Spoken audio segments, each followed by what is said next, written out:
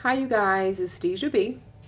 I am doing a video because as I was getting ready this morning, I was checking some of my emails and I got a couple of emails from my followers who are aspiring hairstylists, and they had a couple of questions in regards to the hair industry. So I'm just going to lay it all out and answer the questions one by one in one video. So here we go.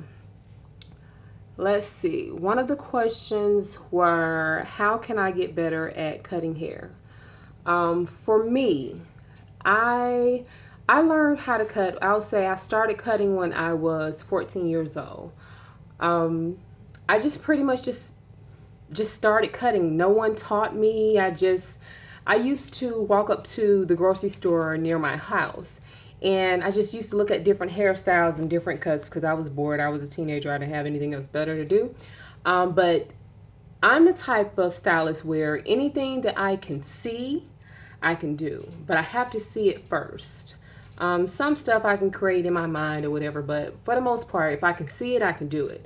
So I just used to look at different hairstyles wherever I go. If I was in the mall, I would just study hairstyles, and I just decided to like start trying it on myself. So I just mastered it on myself first before I started on other people. And that's how I fell in love with cutting, just trying it on myself and studying hairstyles. So you have to understand what type of learner you are. With me, if I see, I can do. Some people have to be taught, and they're more hands-on versus visuals. Um, so you have to understand what type of learner you are. And if you are more of a hands-on type of person, I would suggest that you take a couple of classes. Um, if you're in hair school, get become friends with the best cutter in your school, or one of your learn from each other, put it like that. I know when I was in hair school, a lot of young ladies used to shadow me simply because I knew how to cut well, but like I said, I wasn't taught. I just kind of learned on my own, but that's because I knew what type of learner I was. So do some shadowing. You definitely have to perfect your craft before you start cutting on people and messing people up. Let me just say that. Um, like I said, I would master it on myself first before I would even attempt to try it on a client. And definitely take classes. YouTube your ass off. Okay, like you can go to YouTube for anything. Um, so definitely, go to YouTube and find your favorite hairstylist and see if you can shadow them. Um, Instagram is the new Google. So, just scroll down or hashtag Bob Cuts. And if you are like me and you can see something and actually do it, go that route. Okay, so let's move on to the next question. I hope that was helpful for some of you guys. If not, just email me and I'll answer it again. The next question is, how can I build more clients, or how can I build more clientele? So for me, um, I started doing hair when I was 14 years old.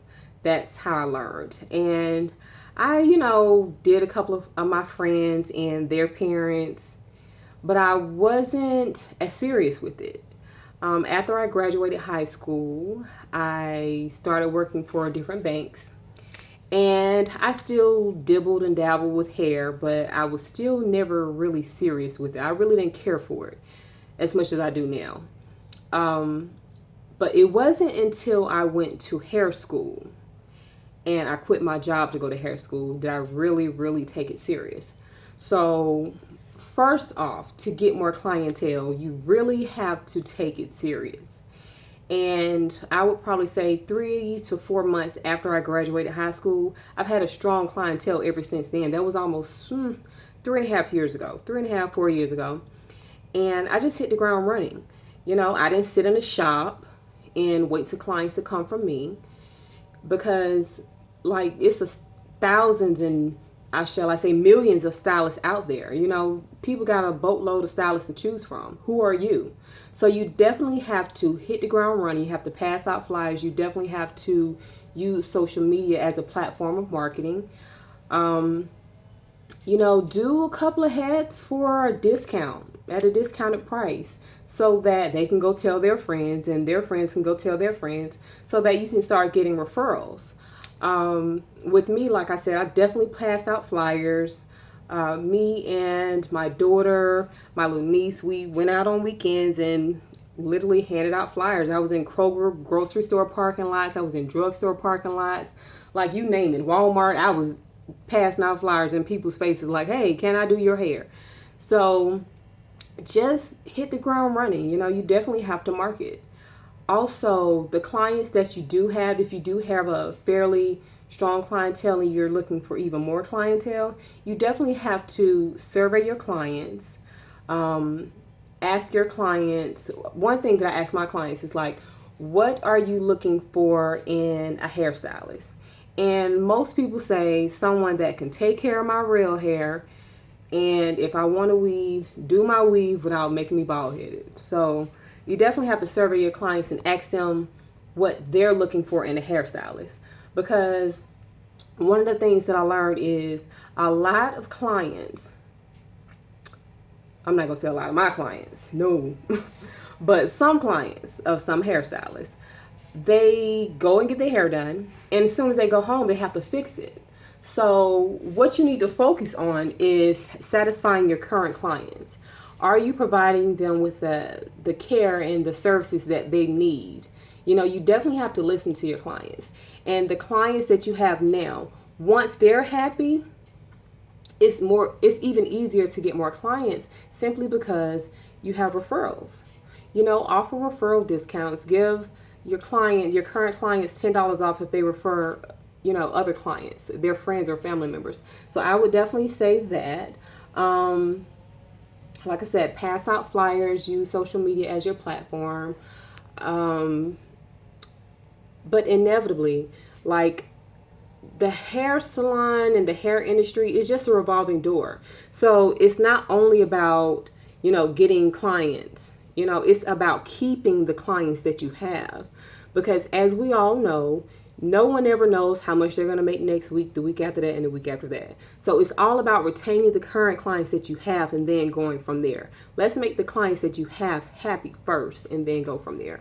Because once you start retaining the clients that you have, then you can have a more realistic vision on what you're going to make on a weekly basis, how much you average. And we all want more money at the end of the day. So start there, you know, start by making your current clients happy and then go from there. The next question is, do I really need a license to do hair? Well, I'm gonna tell you this. If you don't want a $1,000 fine from state board, I suggest you go to hair school. And also, it's like, you don't want to be running from state board trying to duck and dodge, trying not to get caught doing hair. You know, I'm a firm believer in whatever you put into it, that's what you're going to put out of it. That's what you're going to get out of it. And for me, you know, I didn't start becoming successful as I am until I went to hair school and got a license. So that's as simple as that. Just go to hair school. Just go on and get it out of the way. It takes 11 months. Just go on and get it out of the way. Your life will be a lot better, trust me. Avoid those fines. Another young lady asked, is there drama in all salons? Well, that I don't know. Is drama in a lot of salons, I will say that. I haven't really dealt with a lot of drama at salons that I've been to. Even though the stylists that were around me may have dealt with drama, but I always try to put myself in a position where I don't have to deal with drama. You know, I come to work, I do what I need to do, and I go home. One of the ways that I avoid drama is I come in early as hell in the morning. Like on Saturdays, I used to come in at 5 a.m. I don't know what the hell I was thinking, but now I come in at 6 a.m. Most stylists don't come in until like 9, 10, 11, 12. But anyway, So with me, I start so early. I'm already in the flow of doing hair. And like any other stylist or a lot of stylists, it's nonstop. Like as soon as I get to work, it's nonstop for me. I may take a break, maybe 5 minutes to nibble on a piece of pineapple or something. But other than that, I really don't have time to get into mess. Just as simple as that. It's like whenever you are going from booth to booth or from suite to suite, talking amongst each other about who said this and who said that, and whenever you are listening and being the listening ear, you're always subjected to drama. It's just inevitable.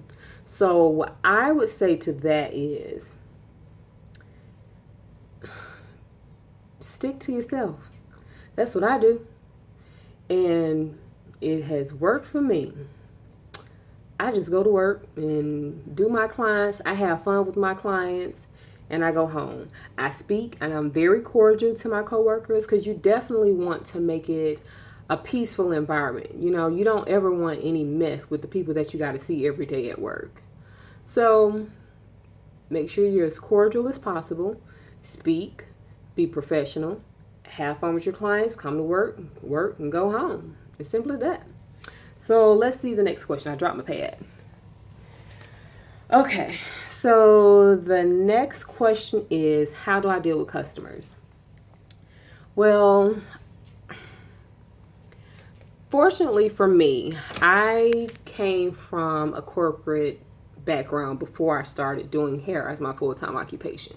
So I experienced a lot with dealing with customers, especially working in banking. With me, I used to get cursed out every day from customers. And then the bank that I worked for, you could not go there with them. You couldn't curse them out. You couldn't, if they called you names, you could not say anything. You just had to just sit there and take it. So I think that kind of shaped and molded me as a hairstylist, because now I'm able to, work with customers a lot better. I would probably say a lot of hairstylists, I'm not going to say a lot of hairstylists, some hairstylists, if a customer is irate, the stylist becomes irate. And one thing you cannot do, you cannot go there with these clients. You cannot. Because if a customer becomes irate for whatever reason and you start cussing and fussing at her, what if another customer walks in? That person is not going to have any idea of what really happened. If it was the customer's fault, they're not going to have any idea of what really happened. They're looking at you. All they see is you cussing and fussing at this customer. So say the customer was late or something, and you would not service her because she was late, and she just became irate and was just start cussing and fussing because she can't get her hair done. And another customer walked in the door. What's going to stick is what you say to that customer. What the irate customer is not saying is not going to stick. For some reason, it's like you just got to deal with it. Like, say, I do apologize for the inconvenience. If you would like, I have no problem servicing you on another day. If that does not work for you, please keep me in mind on your next hair visit. It's simple as that. Because one thing you don't want is a bad name as a hairstylist. So you just suck it up and you just deal with it. Now, if they start calling you out your name and you becoming B's and H's and stuff, you politely call the police on their ass. Or just politely ask them to leave. But definitely don't ever go there with them, because I guarantee you what's going to stick is what you said to the customer. It's not what the customer said to you. But that has always worked for me. And as I've worked a little longer in the hair industry, I began to understand all money is not worth it. We all have customers from time to time that just simply aren't the best people. But if they're cordial and they're respectful, go ahead and continue to service them, because you're never going to get a perfect client. It's just not going to happen. But if they become disrespectful, just politely tell them that you will no longer be able to service them. It's just as simple as that, because you can't go to their job and act a fool. And if a customer came to their job and act a fool, the first thing they're going to do is go tell their manager, like, look, you're going to have to come get her. So just politely tell them that you no longer will be able to service them. Like, I don't take any form of disrespect in my chair. Over the years, it's not even worth it. Like, you come to work, you stand behind a chair, you stand on your feet all day for hours, shampooing, braiding, sewing. You want to work in peace. So put yourself in a position to work in peace. Handle all of your customers the same way. Always have a genuine care for your customers, respect your customers, because at the end of the day, that's how you're making your money. That's who pays your bills. So if the respect is going both ways, you shouldn't have anything to worry about. Other than that, that is it. And if you have any other questions, just email me at DeeJa B the Stylist at yahoo.com. That is D as in David, EEJA, B as in boy, the Stylist at yahoo.com. And follow me on Instagram, DeeJa B the Stylist.